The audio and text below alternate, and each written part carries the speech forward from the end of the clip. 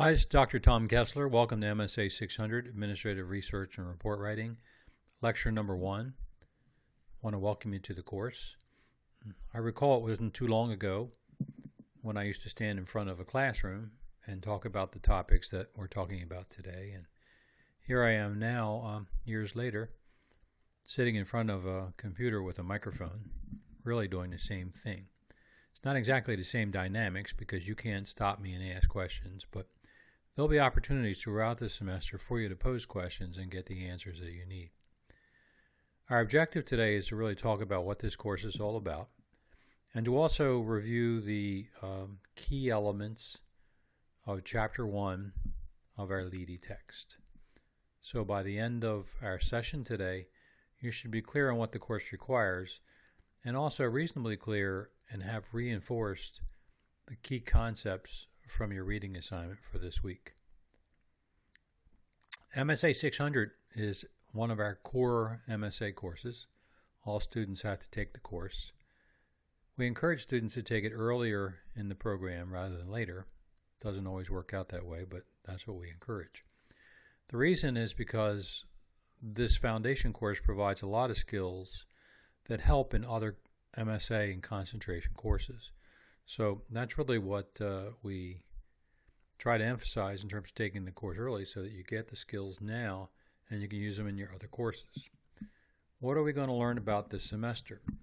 We're going to learn about the definition of research and what it is, as opposed to writing a paper, which is a little bit different. We're going to talk about the research process. And this is the scientific research process. This is a process used by research and development departments, by science organizations like National Institutes of Health, and by people in laboratories and other research venues all across the country and the world. We're going to talk about how to identify a suitable research topic, and we're going to focus on administrative research versus scientific research. We're going to talk about how to develop comprehensive research questions. If you're really going to gain new knowledge, you really have to set the research project up correctly, and that really involves having effective research questions. Excuse me. We're then going to talk about how to take and answer those questions using facts, because we're going to try to keep our biases and our opinions out of our research. But we're going to use facts from the literature, which we'll talk about, and facts from the data that you have to collect if you're going to do research. Because research is not just reviewing information off the internet. It's about collecting original data or secondary data that's in original form and using that data to answer questions. We're going to learn how to conduct and write a review of the related scholarly literature. We're going to learn what is meant by data collection and how to collect data, which is different than literature. We're going to discuss how to analyze data, and we're going to discuss how to use the facts from the literature and the data analysis to answer the research questions, and since we're doing work in the administrative context, how to make recommendations to address the original problem that we're studying. You'll learn a number of other things in this class as well. You'll gain broader skills. You'll learn about graduate school and APA style writing requirements. You may think you already know how to write an APA style or at the graduate level, but I'll ensure that you do. I'll ensure it by giving you a great lecture on the topic, and then I'll ensure it by giving you lots of direct feedback, not always sugar-coated, about your writing throughout the semester, since you'll be doing writing throughout the semester. And you'll also learn how to use library resources. Again, you probably figure since you went to elementary school and high school and undergraduate, you know how to use the library. But Central has a fantastic library, and we have tools here that you might never have encountered before. So we're going to talk about how to use library resources as well.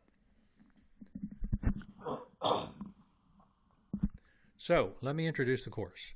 The objective of this class, MSA 600, is to understand research and the concepts behind research, the critical thinking that goes into structuring research and conducting research. We're going to have a practical focus this semester on administrative research. We're not going to be studying world hunger world peace, conflict, politics. We're going to really be focusing on problems in organizations, why people are leaving, why the organization has a high error rate, why the organization can't attract new employees, and so forth. So we're going to really have a practical focus this semester on business or administrative research. And I think by the end of the semester, you'll be able to see how having this ability to analyze things and to structure them analytically can really enhance your career potential. You'll learn that the research process consists of several parts, and I'll show you a diagram soon. This is we're covering Chapter 1 in the text, but I want you to appreciate that Chapter 1 in the leading text and the other chapters in the text may not exactly parallel what I want to communicate in this class, but they really supplement and support it. So there may be some slight differences. Pay more attention to what I tell you and then reinforce it with the leading text. So the research process consists of first writing a proposal. Now, who are you proposing to? Well, in most cases when you're a researcher, you have someone who oversees your work called a research monitor. And for this semester, I'm your research monitor. You're writing a proposal for me. If you continue on, and we have two capstone options, and one of the capstone options is to continue your research. It's to finish your research, conduct it. And if you continue into that capstone option, we'll talk about the options later, your instructor for that capstone class would then become your research monitor.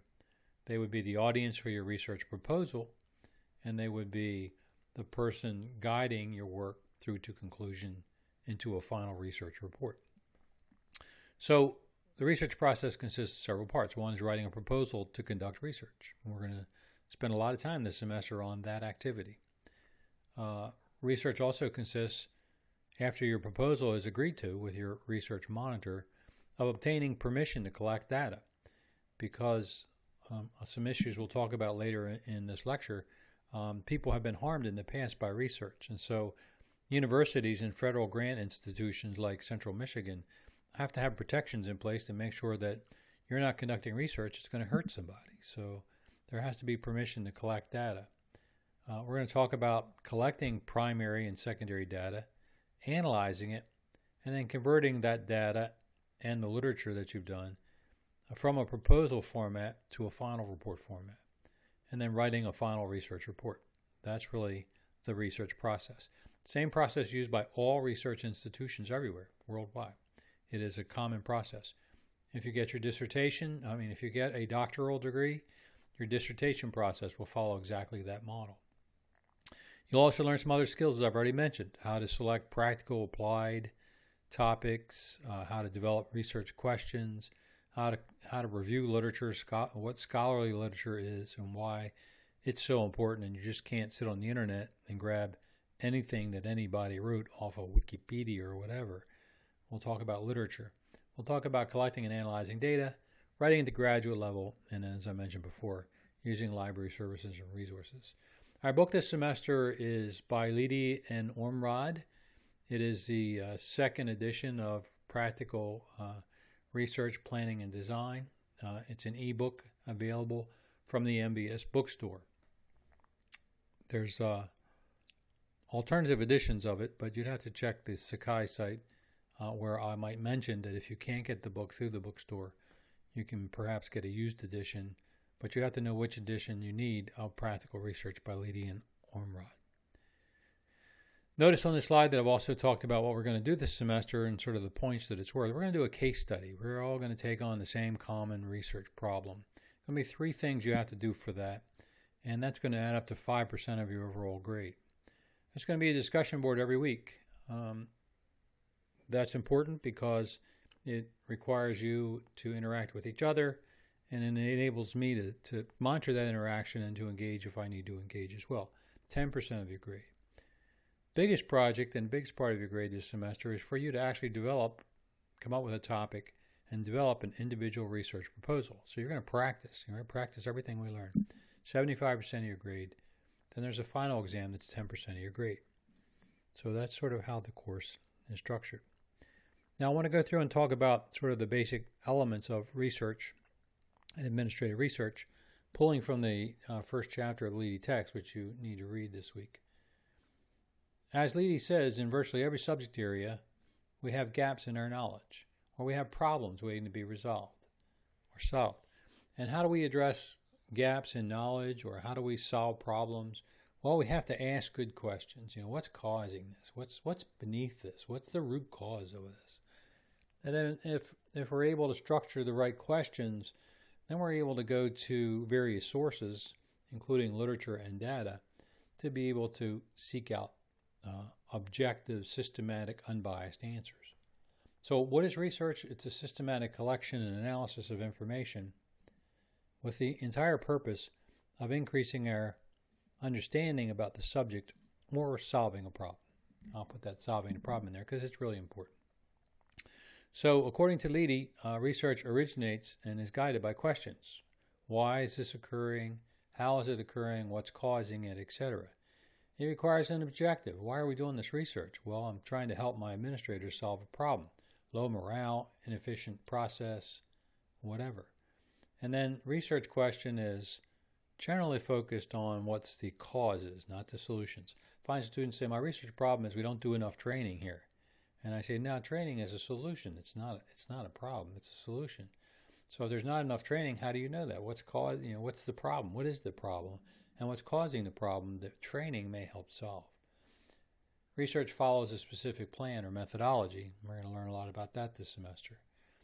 And research divides the big problem, because often our problems are substantial, into smaller pieces. So how do I get from point A to point B might be my big question. And then I might have some related questions. What's the most direct route? What's the distance? What's the nearest exit? So I've taken my big question and broken it down into pieces or smaller parts. It requires collection and interpretation of data.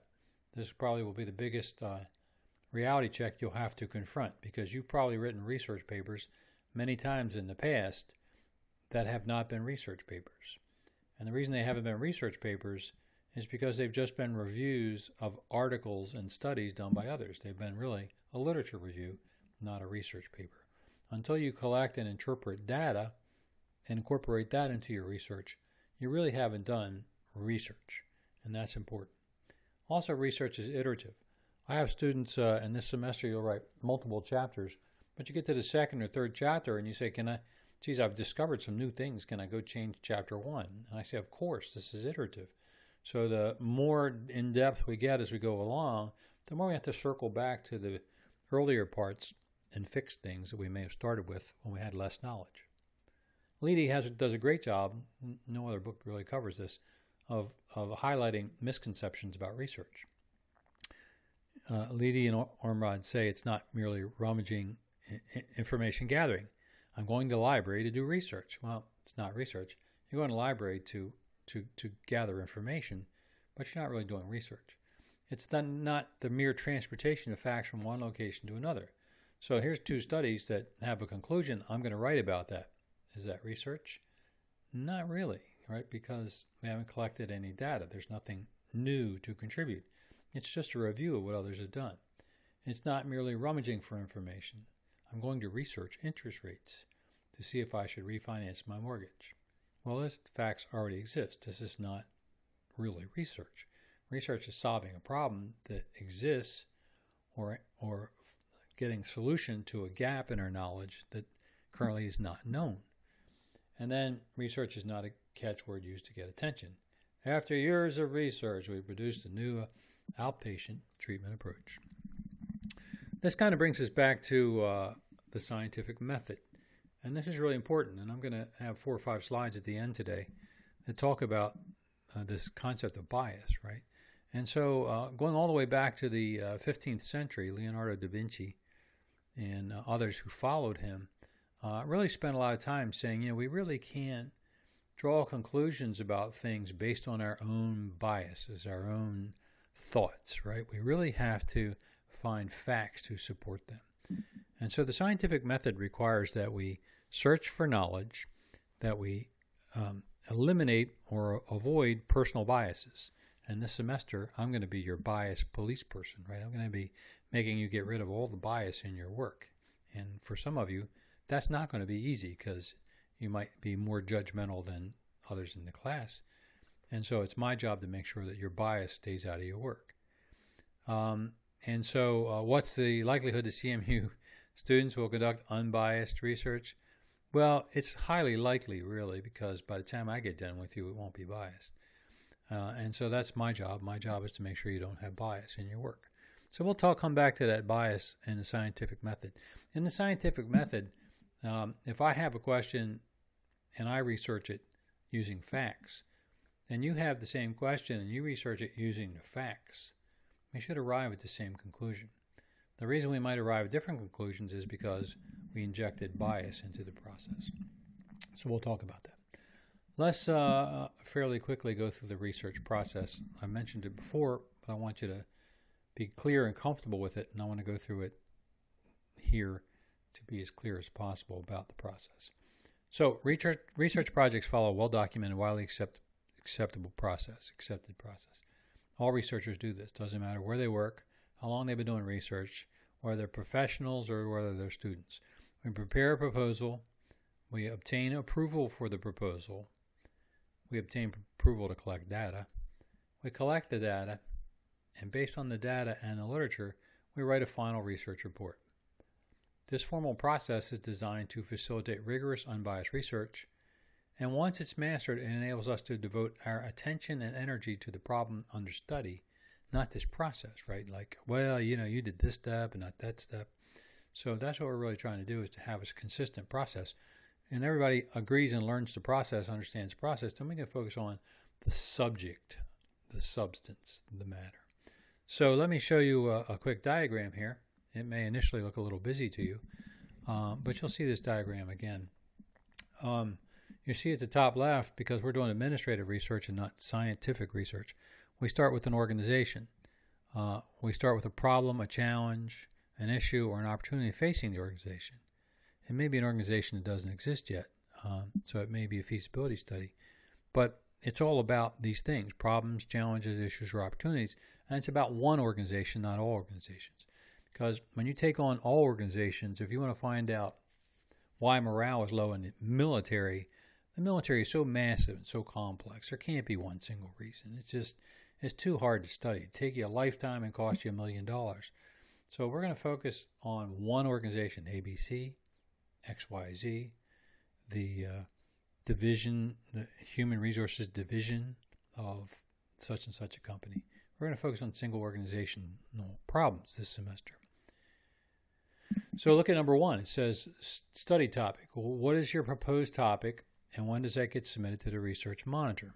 Well, that's going to happen in week 2 this semester. It's going to happen next week. You're going to come up with your own idea for a problem.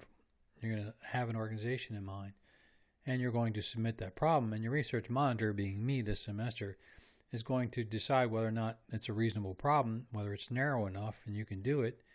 And if so, I might approve it. If not, I'll say no, get me another topic. Then number 2, once we get a topic down, we got to begin developing a proposal. Proposal is a substantial document, probably be 35, 40 pages by the time we're done this semester. The idea of the proposal is to propose, it's a plan to propose to conduct a study. It's not the study itself, it's a plan. This semester, it's all you're going to do. You're not actually going to conduct the research. If you decide that you really enjoyed the process and you have a good organization and a good problem, one of our 2 capstone classes enables you to continue to carry the study forward. If you decide that this was too much for you, or your organization would never let you do this study, then we have another capstone option, which is a lot of work, but it's a different track. So you're going to develop a proposal, right? And in the proposal, you're going to have 3 chapters ultimately, and you're going to start with chapter 1. You're going to describe your research problem after I've approved it, right? And I'm going to give you a template, and you're going to use the template. And in the template, it explains the things you have to write about related to your problem. Then later, after I give you feedback on that, you're going to do a literature review. You're going to add chapter 2. Chapter 2, you're going to write how scholarly and other literature studies have approached the same kinds of problems and what they found. And then in chapter 3, you're going to recognize or shift your attention from the literature to your own original data collection. and you're going to write a detailed plan of action. What data do I need to collect to answer my questions back in Chapter 1? And then how am I going to do that? Am I going to use a survey? Am I going to conduct interviews? Am I going to do focus groups? Am I going to do a record study? Am I going to go through patient records or student records or employee records and draw data out of the records? And how am I going to do this? So that's what Chapter 3 is. It's the methodology.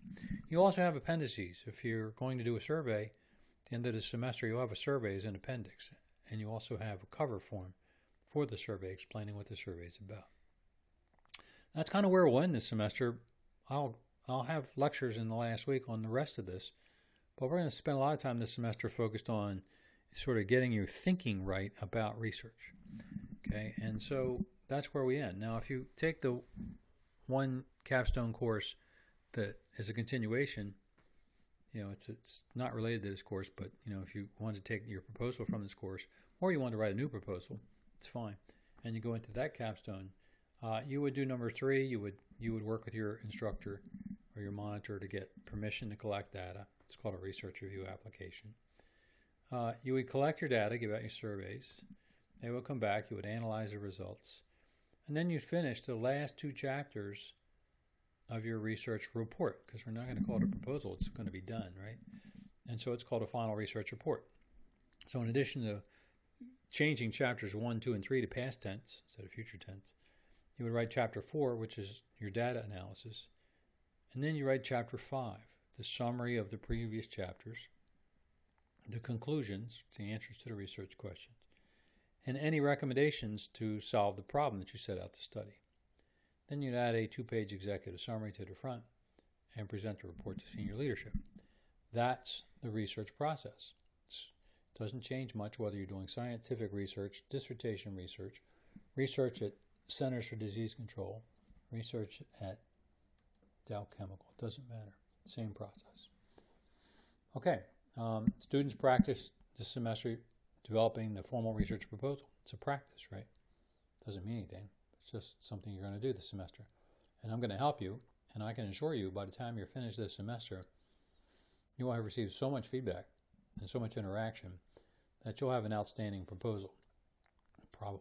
The purpose of the proposal is to identify administrative problem, to examine related studies, and then to structure a plan for collecting original data. Students ask me for what are the rules for research? Well, I've gone through the process, but in the sense of rules, there really are no rigid rules. There's no recipe, there's no formula. It really is analysis in purest form. It's a thinking process. Now, I find that some students really just want to be told what to do and get it done. They're high performance workers, right? They don't want to spend a lot of time thinking. Thinking's for other people.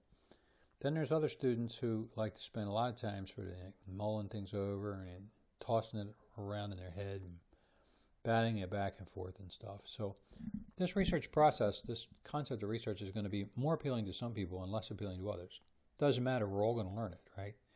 But the idea here is that research really is about the thought process and then the translation of the thought process into written words. And so we're going to spend time this semester, and under my tutelage, you'll go through this process, and you'll really spend a lot of time focused on this concept of analysis. Research, in some ways, is an art, because it really is about creating solutions or knowledge that doesn't exist yet. So there's an artistry to it. And then, of course, the challenge is really how to get information, useful information to people who need it to fix problems in organizations, because, again, we're focused on sort of the administrative dimension of research. There's a lot of problems that are encountered when you try to do research, and we'll get into this over the coming weeks. You're first going to have to discuss in your writing the context, the organization, how long it's been around, what it's been up to, and sort of how the essence of your problem that you're going to study has really come about. So often students just kind of put a paragraph like, the organization was founded in 2000 and it has 2,000 employees. And then you sort of stop. That's not a good context, right? You're not telling a story. From the time you tell your story and produce your context, you're then going to segue into the particular problem that you're trying to study. And I'll have another lecture about this next week. But students often have research problems that are too broad, too vague, too whatever. And so this idea of having a great research problem is really important. Students will sometimes have overly complex, ambitious projects. I have students say, I want to study world hunger, like, come on, give me a break. That's impossible. It's, you want to do your study, you want to do it in the context of getting a graduate degree, and you're trying to do something that even the government can't afford to do. Not thinking about the availability of data, not really spending some time getting into the literature and doing a rigorous review of literature, not analyzing data well, having insufficient detail at the end of the report and your recommendations, and then writing issues. And all these things, these are just common problems I run into in this class.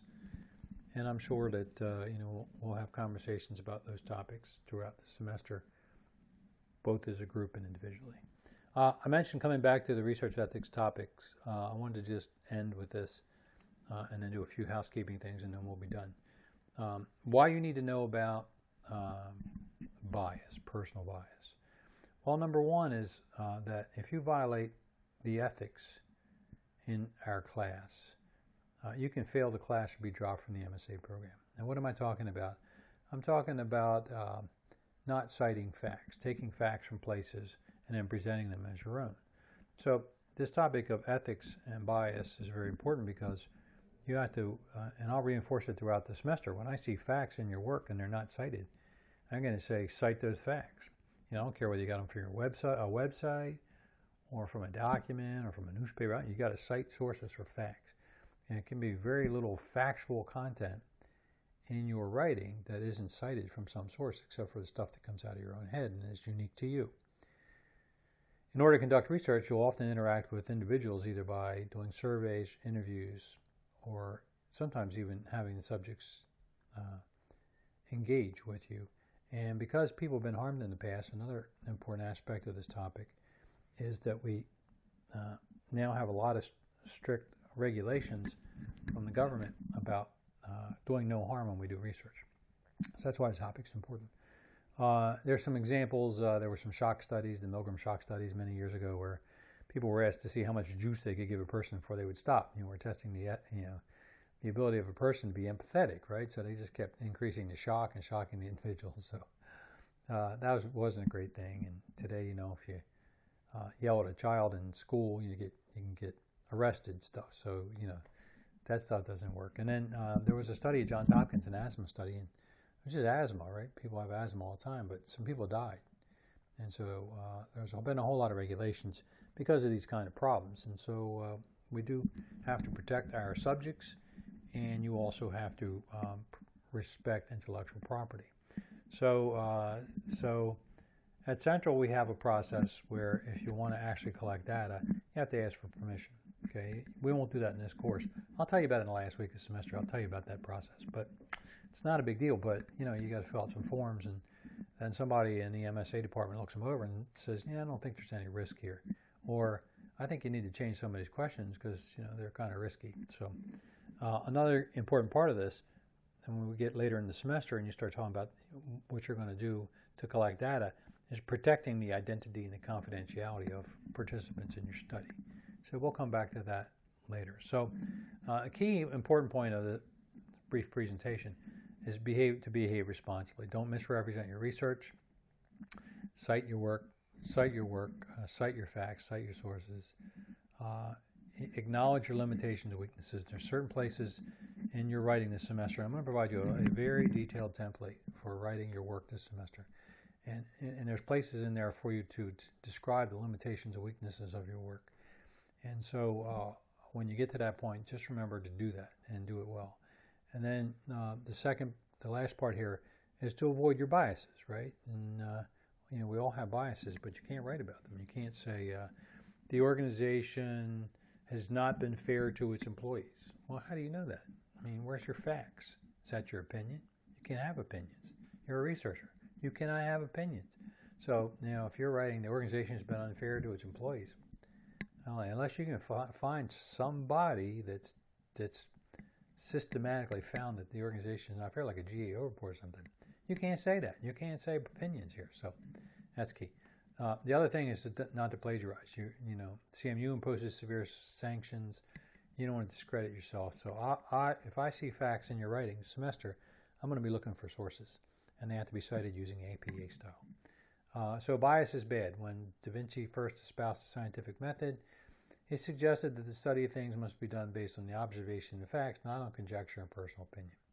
So researchers value that factual derivation of ideas and concepts, and researchers will look right down their nose at you, and they're like, you're worthless as a researcher, Tom, because, you've just filled this stuff up with personal opinions and not facts. And that's what research is all about. There's a lot of peer pressure to have quality research and to not have bias and to be very factually oriented and to follow a scientific method. So, in short, if you want your work to be respected, it has to be free from bias. I'll help you with that this semester, so don't stress too much. Okay, I want to wrap this up. I'm at almost 32 minutes here. Just a few housekeeping items. If this is your first online class, just a few thoughts. The course includes pre-class activities. Well, not really. It really, from a pre-class perspective, get the book and look at the syllabus. And if you have any questions, we can post them on our Q&A discussion board. But don't get overwhelmed with all the information. Get into Blackboard, go into course materials, look and see what it says for week 1, and you do that. And you look at week 2 and you do that. It's not a correspondence course, though. There's going to be a lot of interaction. Interaction between you and the other students, interaction between you and me, especially when you start turning stuff in. You're going to say, I'm sorry that the instructor interacted with me, dag. But anyway, this is not a correspondence course. This is a quality course. It's as good as or better than the face-to-face courses that I used to teach, where you had to show up and sit in a seat for 4 hours and listen to me talk and write on a chalkboard. So, good stuff. Submitting assignments, send no assignments to me by email. If you submit an assignment to Blackboard, because you can only do it once for an assignment, and you say, man, I submitted the wrong version, or I submitted a blank document, dag, then you send me an email, and you say, Dr. Kessler, I submitted the wrong document. And then I go to Blackboard, and I clear out what you submitted. You can submit it again. The reason is, with Blackboard, everything's documented. I can find things. I teach a lot of classes, mind admitting that. And so, if I've got 100 students in a semester, and you send me stuff, I don't know, it can get lost by in my email bucket in a heartbeat. So anyway, submit everything by Blackboard. I like to stay in touch by email. When you submit your topic in week 2, I'm going to ask you for your personal email address. Because a lot of times students never log on to CMISH, a CMISH email. One way to get around that problem is to forward, have your CMISH emails, this is what I do, forward it to your personal email. Sometimes you get a reply from me and it's from my Gmail account.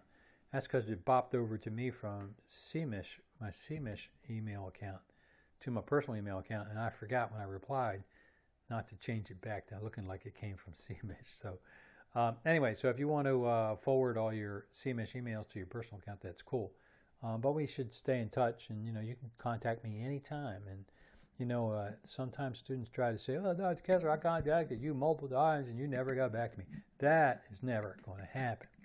I'm on email all the time. I'm a mobile person. When students contact me, it may take a day, but I get back to people, and I don't let things go. So anyway, stay in touch, and then at the end of the semester, don't try to use the excuse that you try to get in touch with me and couldn't, because I'm always here for you. My job is to make you successful, and that's what I'm going to do. Final thoughts, last slide. This course teaches a lot of useful skills to help you in a lot of other classes. It enables you, if you choose to do so, to develop a proposal that you could use in the capstone class 699. You don't have to, but you could. And I've included explicit requirements this semester to ensure you'll finish with a quality proposal. The capstone instructors love to get my 600 students because they're ready. Other 600 instructors don't always make the students do all these things we're going to do this semester. So they'll roll their eyes and grieve. I know because my wife is a 699 instructor. And so you'll be ready when you get out of this course. You'll be one of the highly desirable 699 students if you take that as your capstone class. Anyway, I hope this has been helpful. I got a lot to say this semester. But one thing I do want to say is you cannot wait to the last minute to start figuring out what you got to do for the week. Decide what you do on Sunday night.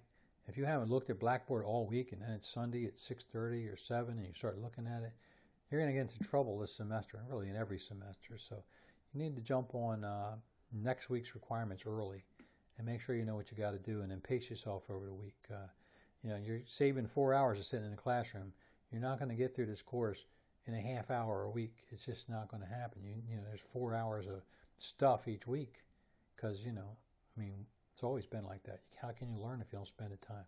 So you have to, and if you don't listen to my lectures, you're going to get in trouble. You're just going to miss things that you need to know. So anyway, pay attention. If you have any questions, feel free to shoot me an email.